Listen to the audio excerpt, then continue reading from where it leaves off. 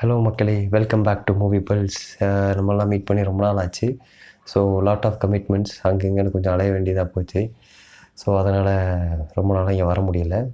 எல்லாம் முடிச்சுட்டு கடைசி ஒரு வழியாக திரும்ப வீடியோ போட வந்தாச்சு.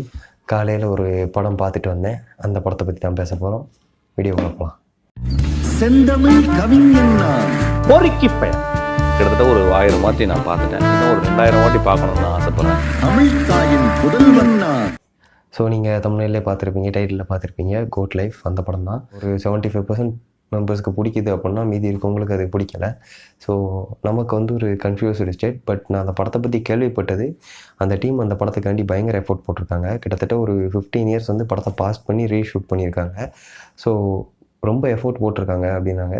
படம் வந்து நல்லாவே இருந்துச்சு. ஸோ அதை கொஞ்சம் டீட்டெயிலாக பார்ப்போம். ஸோ படத்தோட ஃபஸ்ட்டு சீன் எப்படி ஆரம்பிக்குன்னு பார்த்தீங்கன்னா, ஒரு சின்ன ஸ்மால் பார்ட்டிகல்ஸ் காட்டுறாங்க. அந்த ஸ்மால் பார்ட்டிகல்ஸ் வந்து ஸ்டேபிளான பொசிஷனில் இருக்குது. டக்குன்னு அந்த ஸ்மால் அது பார்ட்டிகல்னு சொல்லலானதை விட மண் கலரில் இருக்குது. நமக்கு அது என்னென்னு கரெக்டாக தெரில. ஏதோ ஐஸ் க்யூப் மாதிரி ஃபஸ்ட்டு தெரிஞ்சிச்சு மண் கலரில். அப்புறம் அப்படியே அந்த பார்ட்டிகல் சேக்காக கொஞ்சம் கொஞ்சமாக ஷார்ட்டு ஜூம் அவுட் ஆகுது. அது என்னடான்னு பார்த்தா மண்ணுடைய துகள். அந்த மண்ணுடைய ஒரு சின்ன துகள் இருக்கும் இல்லையா, அந்த துகளில் இருந்து எடுத்து ஜூம் பண்ணி ஜூம் அவுட் பண்ணுறாங்க. அங்கே ஒரு சாண்ட்ஸ்டோன் வருது. ஸோ சாண்ட்ஸ்டோன் வருது. அதுக்கப்புறம் அப்படி தான் வந்து படம் ஸ்டார்ட் ஆகுது. ஃபேட் அவுட் பண்ணிட்டு திரும்ப ஓப்பன் பண்ணுறப்போ ஆட்டு மந்தையில் பிருத்திவிராஜை காட்டுறாங்க. ரொம்பவே ஒரு பரிதாபமான நிலைமையில் இருக்கிறாரு. அப்படி தான் காட்டுறாங்க. அப்படி தான் டைட்டில் கார்டே போடுறாங்க. ஆக்சுவலாக ஆடு ஜீவிதம் அப்படின்ற ஒரு நாவல் பேஸ் பண்ணி எடுத்த படம் தான். ஸோ பொதுவாக கொஞ்ச நாளாகவே மலையாளம் சினிமா வந்து அந்த ரியல் லைஃப் ஸ்டோரிஸை பேஸ் பண்ணி தான் மூவிஸ் எடுக்கிறாங்க. ஸோ இதுவுமே வந்து ஒரு ரியல் லைஃப் பேஸ் பண்ணி எடுத்த நாவல். அந்த நாவல்லேருந்து எடுத்த ஸ்டோரி. நம்ம விசாரணை மாதிரி புக் ரீடர்ஸ் இருக்காங்க இல்லையா, அந்த புக்கை வாசிக்கிறவங்களுக்கு இது வந்து ஒரு மறக்க முடியாத எக்ஸ்பீரியன்ஸை கொடுக்குற படமாக இருக்கும். ஏன்னா நீங்கள் இப்போ புக்கை வாசிக்கிறீங்க, ஒரு கதை வாசிக்கிறீங்க அப்படின்னா அதில் வரும் அங்கே வந்து தென்றல் தழுவியது, காற்று அவன் தலைமுடியை வாரியது அப்படின்னு சொல்லுவாங்க இல்லையா. அதெல்லாமே வந்து சீனாக காமிச்சிருக்காங்க. அங்கே ஒரு ட்ராப் தண்ணி வருது, அந்த தண்ணி அந்த மணலில் போகுது. அதை கூட அப்படியே ஒரு இது மாதிரி எடுத்து காமிக்கிறது எல்லாமே கிட்டத்தட்ட ஒரு புக்கில் கதை படிக்கிற ஃபீல் தான் வந்துச்சு அந்த படம் பார்க்குறப்பவே. ஸோ அதை எக்ஸிக்யூட் பண்ணதுலேயே வந்து அந்த டீமை வந்து ஜெயிச்சிட்டாங்கன்னு தான் சொல்லணும். படத்துடைய 70% வந்து பிருத்திவிராஜை மட்டுமே ஆக்குப்பை பண்ணி தான் வரும், நஜீப் அப்படின்ற கேரக்டரை. இப்போ வந்து நம்ம படத்தோட பாசிட்டிவ்ஸ் பற்றி பேசலாம். ஃபஸ்ட்டு பாசிட்டிவ் வந்து பிருத்திவிராஜோட ஆக்டிங்.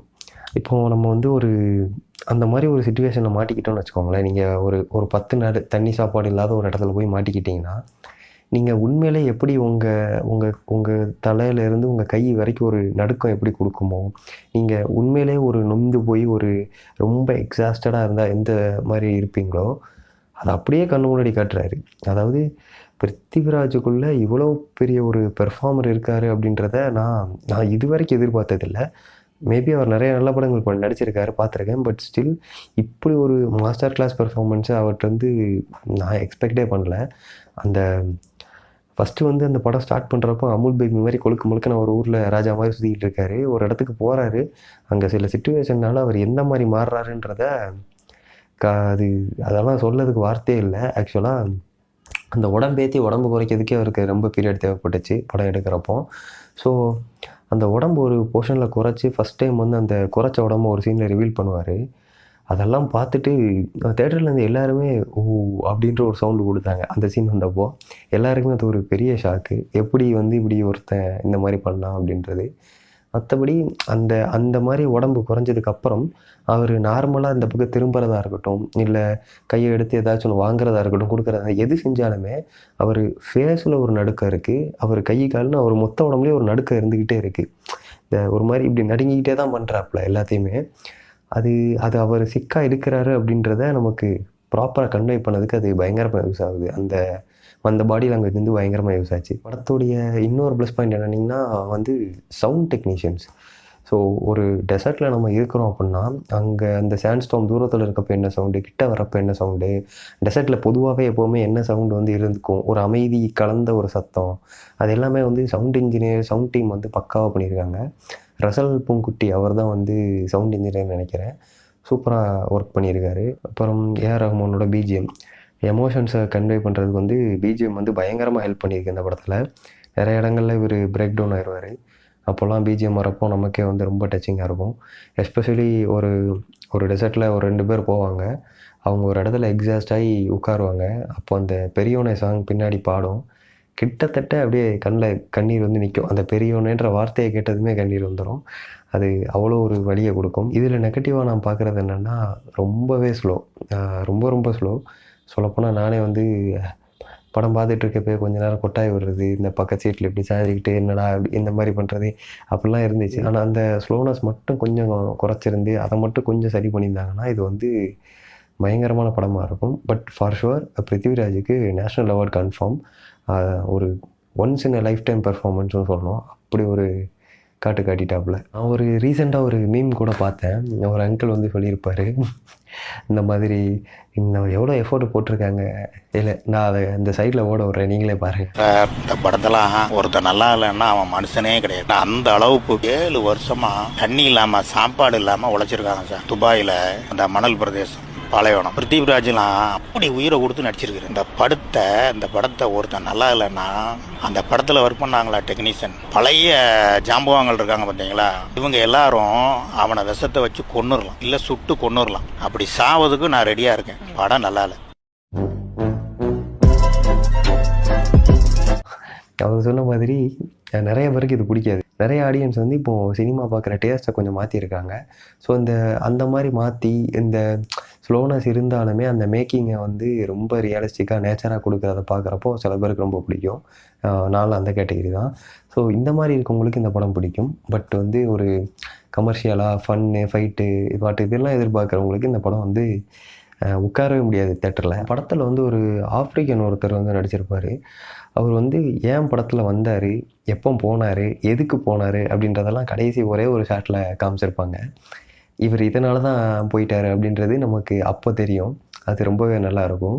2வது அந்த நஜீப் வந்து ஒரு ரியாலிட்டியை ஃபீல் பண்ணுவார். அவருடைய வாழ்க்கையில் ஒரு 5-6 வருஷமோ இல்லை 3-4 வருஷமோ எங்கேயோ ஒரு தொலைச்சிருப்பார். அந்த வாழ்க்கையே போயிருக்கும். ஸோ இந்த வாழ்க்கை தொலைஞ்சதுக்கு காரணமே ஒரு மிஸ்டேக் தான். ஆக்சுவலாக இவங்க என்ன நினைப்பாங்கன்னா, நம்மளை ஏமாற்றி இந்த ட்ராப்பில் தள்ளிட்டாங்கன்ற மைண்ட் செட் தான் நஜீபுக்கு இருக்கும். ஒரு பாயிண்டில் தான் தெரிய வரும், இது வந்து பர்பஸாக பண்ணதில்லை, இது வந்து எதர்ச்சியாக நடந்தது, அதை வந்து ஒருத்தன் அவனுக்கு ஏற்ற மாதிரி யூஸ் பண்ணிக்கிட்டான் அப்படின்னு தெரிய வரும். அந்த சமயம் அவர் ஒரு பிரேக் டவுன் ஆவார். அதெல்லாம் ரொம்பவே பாவமாக இருக்கும் பார்க்க. ஸோ இந்த படம் பார்த்து முடிச்சுட்டு எனக்கு வந்து கிட்டத்தட்ட நான் ஒரு டிப்ரெஸ்டு ஸ்டேட்டுக்கே போயிட்டேன். அந்த முடிச்சு தேட்டர்லேருந்து நான் என் ரூமுக்கு நடந்து வர வரைக்கும் என் மைண்டு 2 விஷயம், பெரியவனை பாட்டு உள்ளே ஓடிக்கிட்டே இருந்துச்சு. அட் த சேம் டைம் அந்த ரியல் நஜீபை நினச்சி ரொம்ப ஃபீல் பண்ணேன். எப்படி இவன் வந்து இந்த மாதிரி ஒரு மனுஷன் வந்து தாக்கு பிடிச்சாருன்னே தெரில. ஸோ அதை நினச்சி ரொம்ப கஷ்டப்பட்டேன். அது யார் என்னென்னு இன்னும் பார்க்கல. யூடியூப் இன்டர்வியூஸ்லாம் பார்க்கணும். எப்படியும் பிகைன் வுட்ஸ் போயிருப்பானுங்க, நான் போய் பார்க்குறேன் என்னென்னு. நீங்கள் வந்து இந்த மாதிரியான ஒரு ஆர்ட்டை ரொம்ப அட்மையர் பண்ணுறீங்க, உங்களுக்கு வந்து அந்த மாதிரி ஒரு ரியலிஸ்டிக் ஸ்டோரினாலே போதும், அதுவே வந்து உங்களை ஒரு சாட்டிஸ்ஃபை பண்ணிடும் அப்படின்னு நினைக்கிறீங்கன்னா தாராளமாக பாருங்கள்.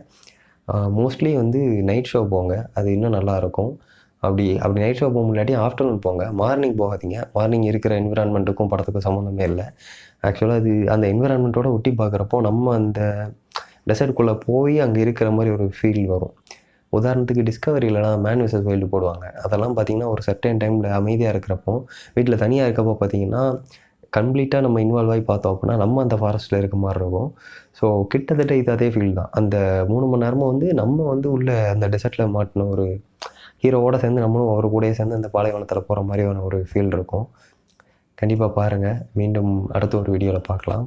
பை.